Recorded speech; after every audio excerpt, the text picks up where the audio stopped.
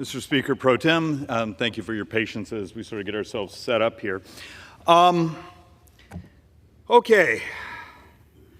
Let's start with, I obviously try to do this every week we're here. And my goal is not to come and try to sound like some idiot economics professor. I'm trying to sort of point out the biggest thing that's ahead of us, the reason we're here, and the hardest thing we talk about. But one of the things I want to start with is apparently I hurt some people's feelings in the last two floor speeches when I walked through the math and some of the reaction I got. And I don't care. It's one of those, the math is the math and the math will win. The math always eventually wins. And this is substantially, welcome to a math-free zone. Just another side thing I want to point out, for some of the folks who end up watching a video of this or those things and they get cranky, oh, there's no one in the House. That's actually the way it's supposed to be. They're supposed to be off in their committees or other places working. This is our chance to sort of talk to the body and understand. You're on hundreds and hundreds and hundreds of televisions right now, talking to staff, talking to this. So there's a reason I show up with these charts. It's trying to see if you can break through and understand just the scale of what's going on. Because remember, we have a debt and demographics issue. And that's the thing that just enrages me. If you're on the left, you don't tax enough. And we're on the right, we can't cut enough. Which, look, I'm more on the cut side. But you still got a mathematical problem. And that is, and I'll show you in some of the slides, you can get rid of every dime of defense. You can get rid of every dime of discretionary. And you're still borrowing hundreds of billions of dollars. Last year, we borrowed 8.4% of the economy. So you every once in a while hear these discussions, oh, we're going to have a 2% GDP growth. Okay, that's fine. That's sort of what long-run projection is. We borrowed 8.4. Was just the borrowing, not the spend, the borrow. And it's also one of the reasons we've tried now not to talk in percentages of GDP because no one has any idea what the hell you're talking about. So let's actually have some fun here. And Mr. Speaker Pro Tem, we're going to actually try to break this up in 2 or 3 different presentations over the next couple of weeks. Today, I'm just going to relay out the math, one more time, see if any of it still sinks through.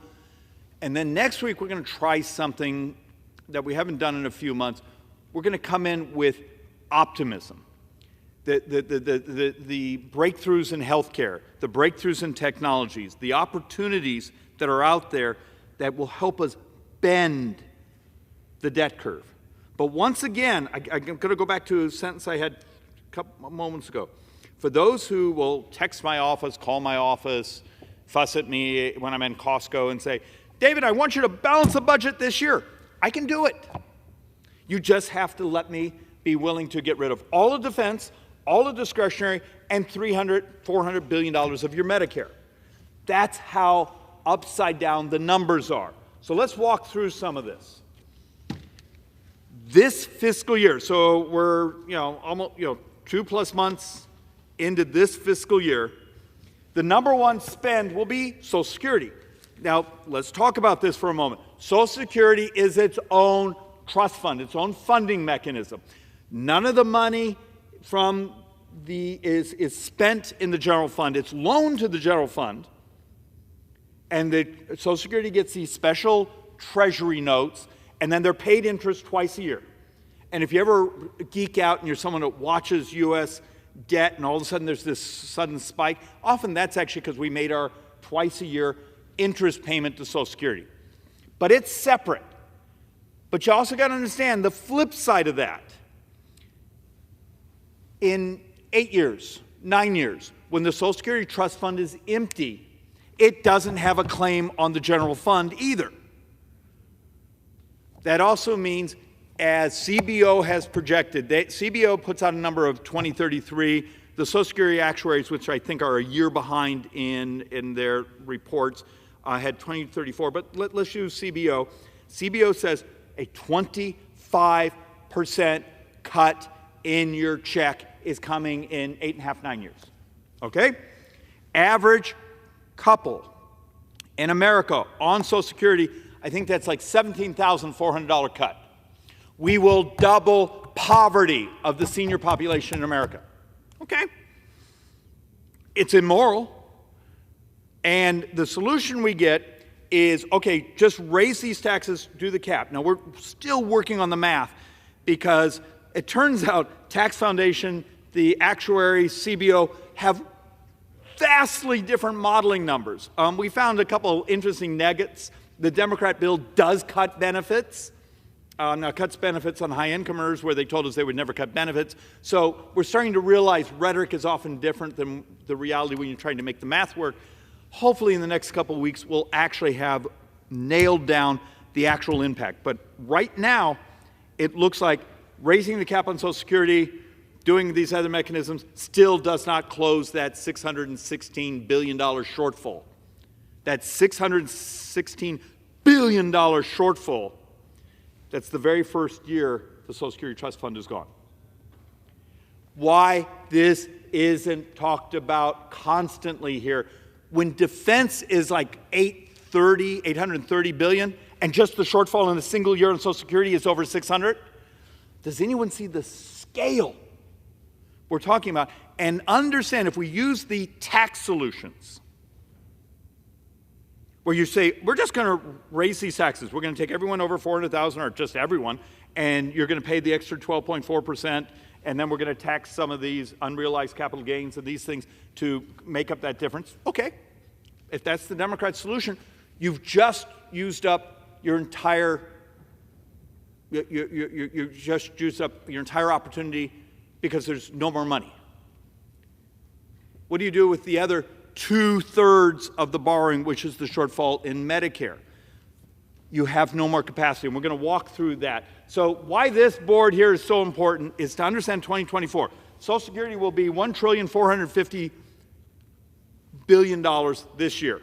So $1,450 billion. Social Security is our number one spend. Gross interest. Gross interest, that means the interest we pay to Social Security, but also the interest we pay to whoever has been willing to buy one of our bonds, is over $1 trillion this year. Interest now is number 2. Interest is now number 2 this fiscal year. That wasn't supposed to happen for like 8-10 years. And it happened. Number 3 is Medicare. Number 4 on our spend is defense. So when you have someone who runs around saying, cut defense, it's where all our spending is, they're either willfully ignorant or they're just out of date. They're just so out of date. Demographics is the driver of our debt. And it's so hard to talk about that because one thing, it's not Republican or Democrat. Us becoming gray hairs is not Republican or Democrat. It's math.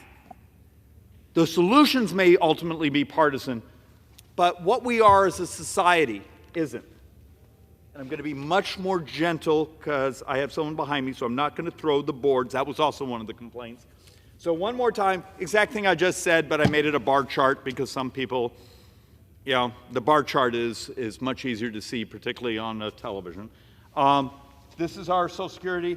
This is interest. Now, if you say, David, it's not fair to use gross interest because we're paying ourselves. We're not paying ourselves. We're paying the trust funds. Remember, we just talked about Social Security being its own. You know, if you want to conflate the two, then you're sort of breaking the wall, but God bless you. But so if you just go to net interest, it's still right there at the second biggest expense we have in the federal government this year. And then you have Medicare, and defense now is number 4. Why does this matter? The number of folks who live in this sort of mathematical fantasy world, and just skip 1965, you can see, but you see this red here? This is last year's spend. 93% of the federal government spending was on autopilot. We don't get to vote on it.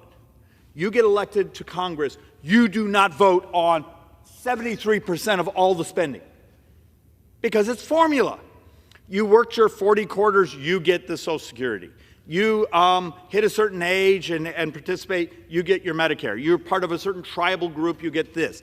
These are things that it's formula. You fall below a certain income, you get these. Defense was 13% of our spending last year. Well, defense is really tricky. Yes, we need modernization. Maybe some of the large weapon platforms, need a revolution in technology. Those things, fine.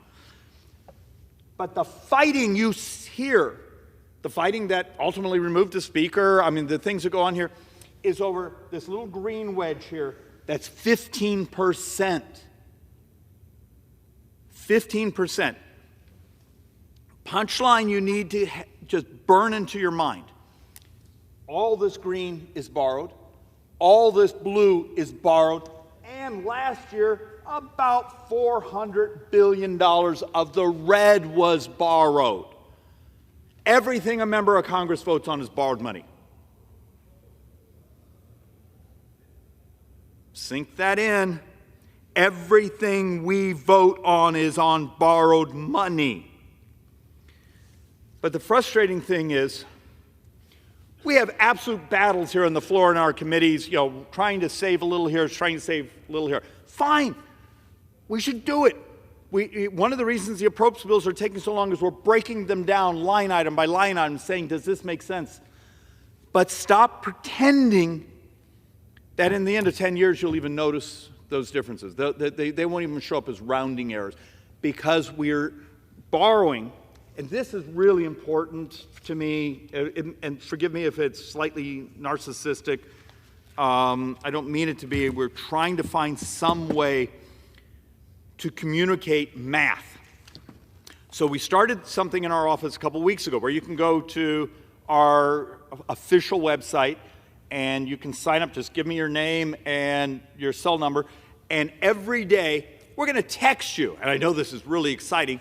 We're going to text you what the day's borrowing was and what the day's tax receipts were. And we're going to do it two ways, so we're doing it absolutely intellectually honest. We're going to give you a 364-day clock, so no timing effects, because as you know, Treasury at the end of the fiscal year played some games where they roll some of the spending into the next year. There's all these timing effects. And then we'll give you the actual fiscal year. Mr. Speaker, I won't ask you to actually answer this because I'm actually not supposed to have the dialogue with you, but it's always fun to point at you. What would you guess we're borrowing per second? Per second, borrow.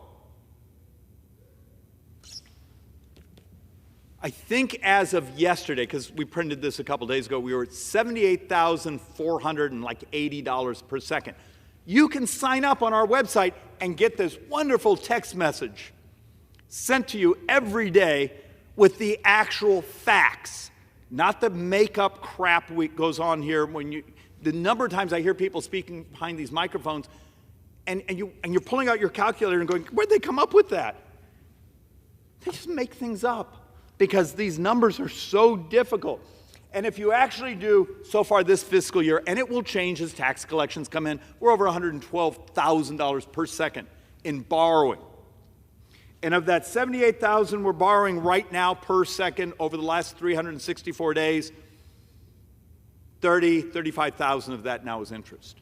And it gets worse because lots of the bonds we sold over the last couple of years, because we're idiots, we sold short on the curve. So we had incredibly low interest rates. And now those bonds are going to have to be refinanced at these higher interest rates. So I'm going to put this one back. We're just trying to help understand interest is one of our great fragilities. And what that means is what happens when Congress is no longer in charge of the federal budget, but the bond market is. Bond market gets cranky. Look, 3 weeks ago, we had a 30-year bond auction. And I appreciate the chairman of the Ways and Means Committee letting me take my subcommittee, and we brought in some of the bond market experts. The hearing, once again, denigrated back into Republican-Democrat talking points, which frustrated me, because we were supposed to have a serious conversation. So 3 weeks ago, we had a 30-year bond auction where the broker-dealers, the market makers, had to take 24% of it. Now, to everyone that's listening, you just went, huh? What happens when there's so few buyers, or there's so much inventory that has to be sold, that the broker-dealers don't have enough credit line to take it all down? Does that become a failed bond auction? Do we start to see stress in the world bond market? Remember, the entire world uses our bonds as the oil, the liquidity that keeps financial markets working here and around the world, our mortgages, everything else. Intellectually, I don't think we understand the serious nature of what a chart like this tells you when you start looking at gross interest, just marching along, and then this is functionally the last 12 months. So you had some of the lower interest rates in the beginning of 23. Remember, interest rates didn't really start to move until April last year. And this is showing just in the last 12 months, we functionally added $923 billion in financing costs in those interest rates. This year, it's going to be over $1 trillion. But then you come over here and you start even looking at things like net interest. It actually is, net interest is ultimately going up. Gross interest is starting to, the two lines are meeting. Why? Because the trust funds are getting smaller and smaller because they're shrinking. Remember, the Transportation Trust Fund is gone in a few years. Medicare Part A, the hospital portion, is gone in 7 years. Social Security is gone in 8.5, 9 years. So you've got to understand, that also has an effect also on our borrowing because we can't borrow internally. I don't think you need to see this board because I've said it like 6 times. We're borrowing $1 trillion gross interest this year. This one is important. And I feel like an idiot. I feel like I'm the only one who's coming up here and screaming about this. It's like, Schweikert, stop telling us things we don't want. There's math involved. What was the movie? There was a joke, or was it a Chevy Chase on Saturday Night Live 30 years ago? I was promised there was no math. This chart is very, very simple.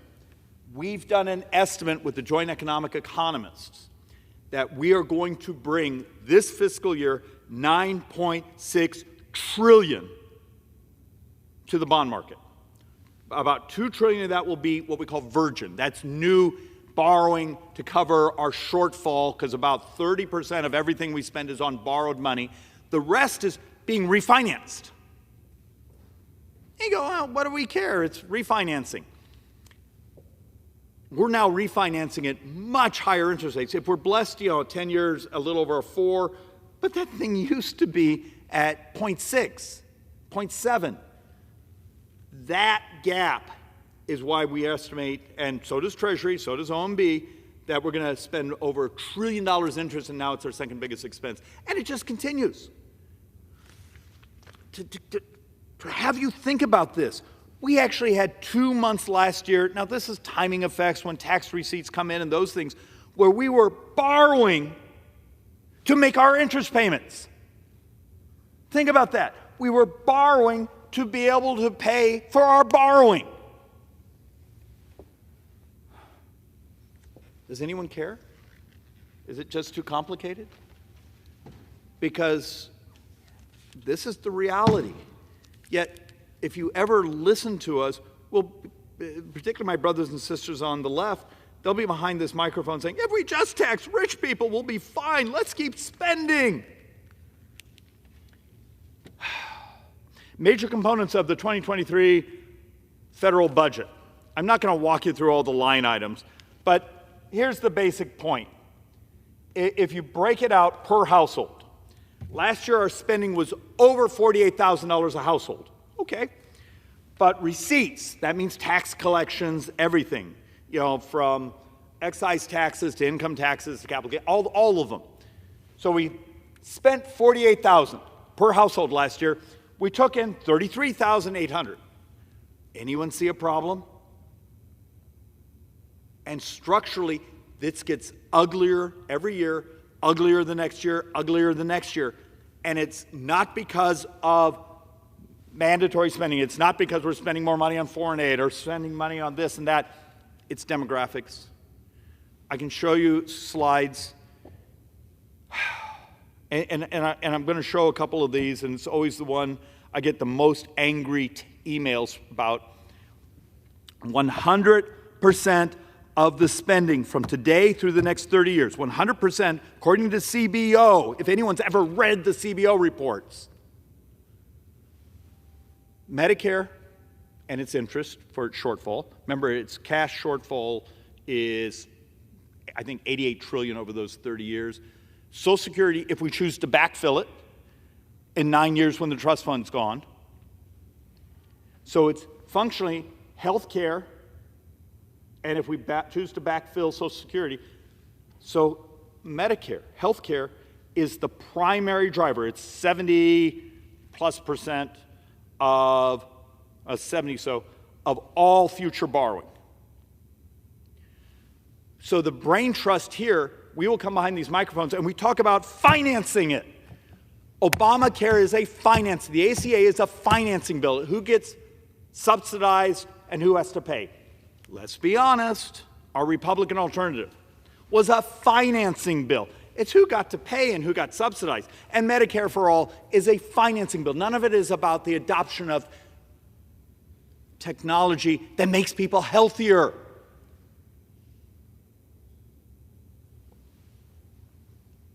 I've come behind this microphone a handful of times this year and showed the data from the Joint Economic Committee Republican report. Go to chapter 3. And we did something very difficult, and they worked very hard. I vetted this for weeks. We did the thing we hate to talk about, but it's amazing, the numbers. We talked about diabetes and obesity in America. What would happen if I could come to you right now and say the most powerful thing you could do to roll down U.S. sovereign debt is take on obesity in America? The morality. It's also one of the most powerful things you could do for income inequality, for my tribal populations, for the rural poor, for the urban poor. We actually have some other crazy data talking about the labor force participation that would go up, family formation. Is that Republican or Democrat? It's just moral. And it's a solution. It was a few $1 trillion over the 10 years. It's the single most powerful thing you could do. How many people have you had come behind these microphones and want to talk about we need to help our brothers and sisters live? We are about to have a 5th year of life expectancy falling in America. Our brothers and sisters are dying. And you look at the data, drugs are right up there. Obesity, even higher. Is it just because you're going to get nasty people saying horrible things about you on social media? Well, screw them. The morality is on our side. It's great economics. It's also the right thing to do. And it's really hard around here. So let's actually talk about one of the other things.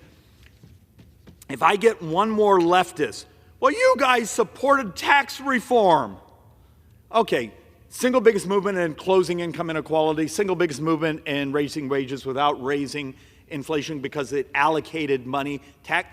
Taxes, smartly designed taxes, reform actually puts the money where it gets the greatest amount of productivity growth. Remember your high school economics class. What are the 2 ways you get paid more?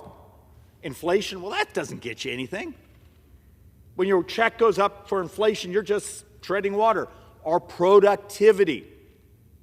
We'd had stagnant productivity for a couple decades. We did tax reform at the very end of 2017, and we had 2018, 2019, the first quarter of 2020 before the pandemic, and it was the ultimate in Goldilocks because we were growing, wages were going up, the poor were getting less poor. We didn't set off inflation. Income inequality is shrinking.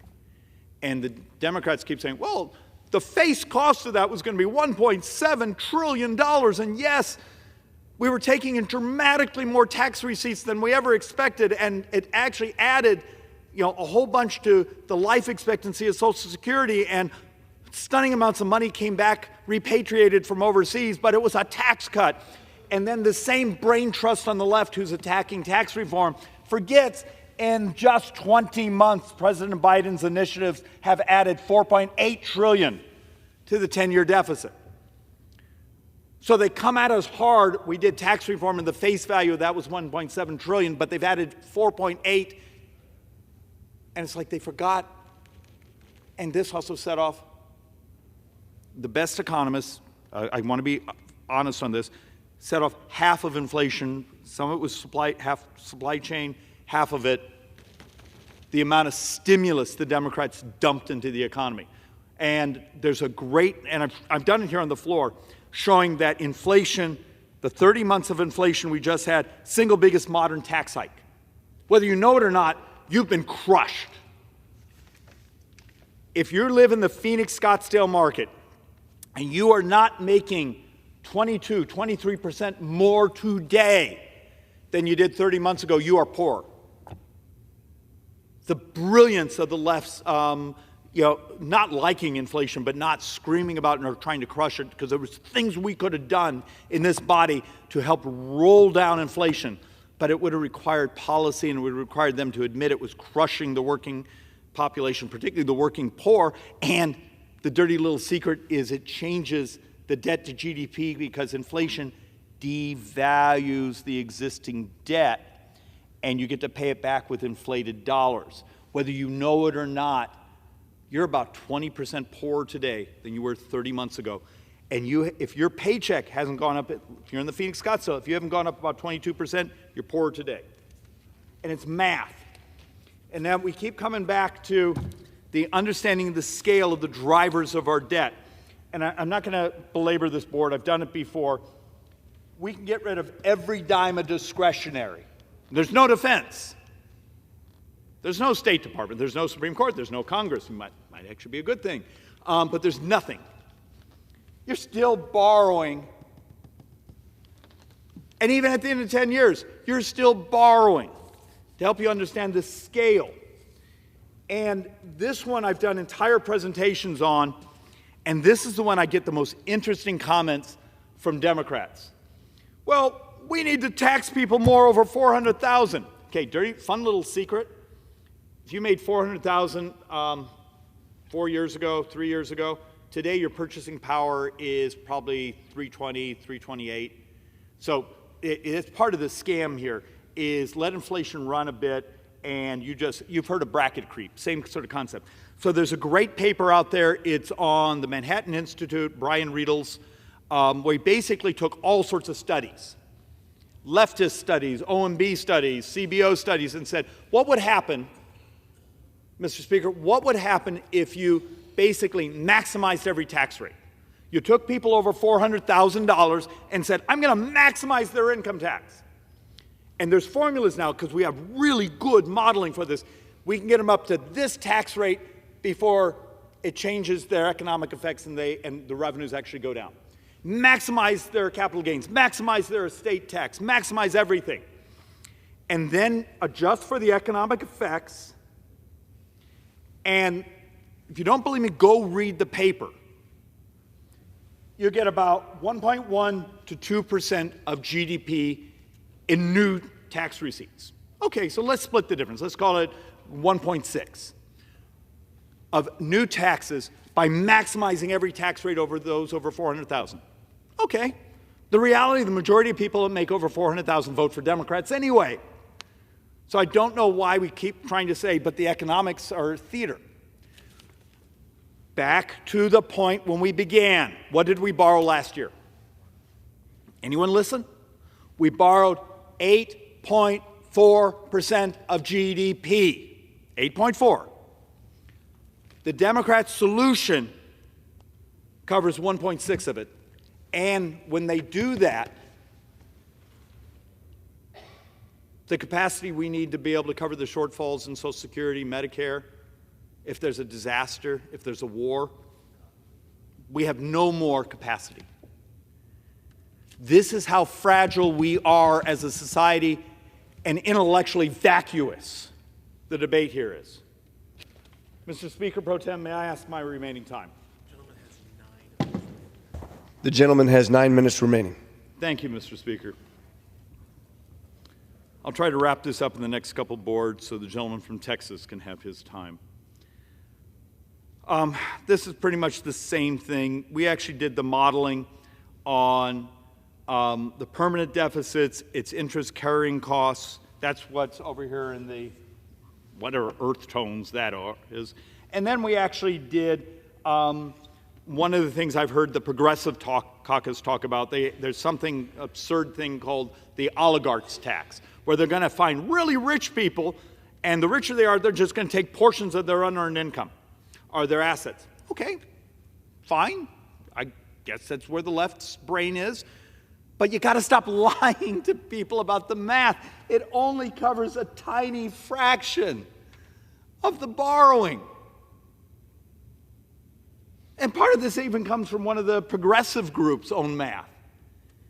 So it's revenge for people who made a bunch of money, who vote for them and contribute to them, and then they make up the math. It's just, this is such an absurd place. And look, and maybe no one actually cares. You know, I've come here in the past and sort of showed the trajectory we're on to the amount of our economy that will be in debt. And we're already right here. Remember, this is a chart that if you actually start to do the baseline and you start to actually do different baseline annual growths, and you got to understand, in less than a decade, if our annual growth does not exceed the mean, meaning we only grow like at 0.5% over those years, you're already at 125% debt to GDP. Now, because we're the reserve currency, we get a little bit of a spiff of more capacity. But basically, you got to understand the number. The time for doing something was actually a couple of years ago. Every day we wait, the policy options, and this is going to be part of my closing, and I'm going to say it 2 or 3 times, the policy options close because there's things you need to do policy-wise. If you look at all the taxes the left wants to do, I just showed you a slide, it comes in about 1.5, 1.6% of GDP. We borrowed 8.4 last year. The things we can cut, I can get you a couple points of GDP we can cut. And I'm willing to do some very difficult cuts. Is it rational for us to borrow money on our non-defense discretionary and send it to states and jurisdictions that have their own taxing authority? You know, we're basically playing a game of, here's some free money that we're borrowing. Well, that's, you know, $300 billion of the discretionary, but that's, you know, not even that's a fraction of the GDP. So the 2 ends here, that means the actual structural deficit that's actually from a demographics, you need a revolution in the costs. You can't tax enough and you can't cut enough. It's math. And once again, another model out there that shows once you do the actual economic effects of the taxing the rich, it gets you only a fraction of the 10-year deficit. And I'm going to close on this board because it's the board that enrages most people, and it's the one that's been modeled by left groups, right groups, you know, some of the honest universities. Back to the point I've made.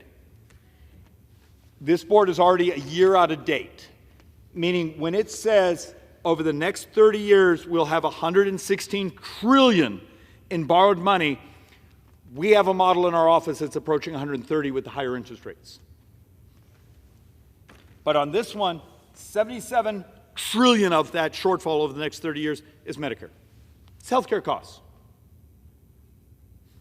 Another one is 38 trillion shortfall if we backfill Social Security and the shortfall there.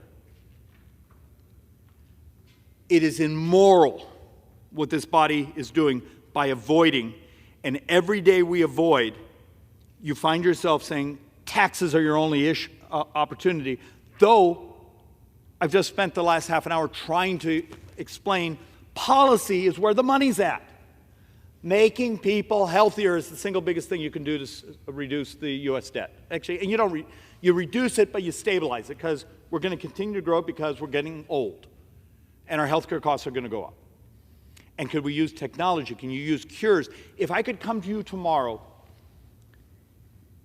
and point out the simple fact, 33% of all healthcare spending is diabetes. Okay? A revolution in our brothers and sisters with diabetes, which we know how to do it now. We actually have pharmaceuticals that are remarkable, and I'm not thrilled with talking about pharmaceuticals, but the math is the math. I sometimes have to deal with the reality in front of us. If you could cut diabetes in half in America, well, let's see. 15% of U.S. healthcare costs is about $700 billion a year. So if you cut 33%, so you'd be, and then you'd get the economic effects of people being able to work and other things. So $1 trillion a year. I mean, you start to understand this doesn't have to be dour. It doesn't have to be, dystopian. There is hope. It just requires thinking. And maybe owning a calculator and reading. And we're too busy saying the same crap to our voters because they applaud for us, even though it's 20 years out of date, we say the same crap over and over. I've been here 10 years. When I first got elected, 1 out of 8 was 65. Today, it's like 1 out of 5.8 is now 65. Demographics is our destiny. Why are we incapable of telling each other the truth? And with that, Mr. Speaker, I yield back.